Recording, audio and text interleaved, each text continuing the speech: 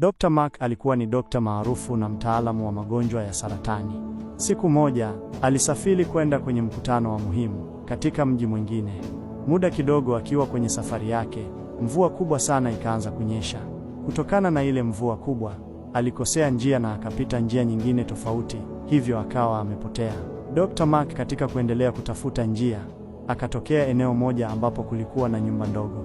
Mwanamke mmoja akamfungulia mlango na kumwambia, anaweza kukaa ndani asubirie mpaka mvua itakapokatika. Yule mwanamke akampikia chai na akamwambia yeye anaenda kusali. Akitokwa na machozi, Dr. Mark akamwona akimwombea mtoto wake mdogo aliyelala kitandani. Dokta akaelewa kwamba huyu mwanamke anahitaji msaada.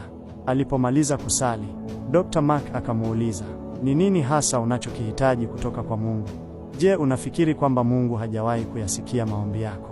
Yule mwanamke akatabasamu kwa huzuni na kusema, huyo mtoto aliyelala kitandani ni mwanangu.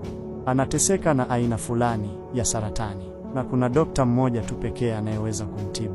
Jina lake ni Dr. Mark. Lakini sina pesa ya kumudu kumlipa huyo dokta. Dr. Mark alitililikwa na machozi kwa uchungu.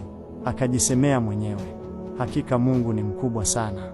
Akakumbuka kila kitu kilichomtokea siku hiyo. Ile mvua kubwa iliyosababisha akakosea njia. Na haya yote yametokea kwa sababu Mungu amempa nafasi ya kuwasaidia watu ambao hawana kitu chochote kile zaidi ya maombi tu.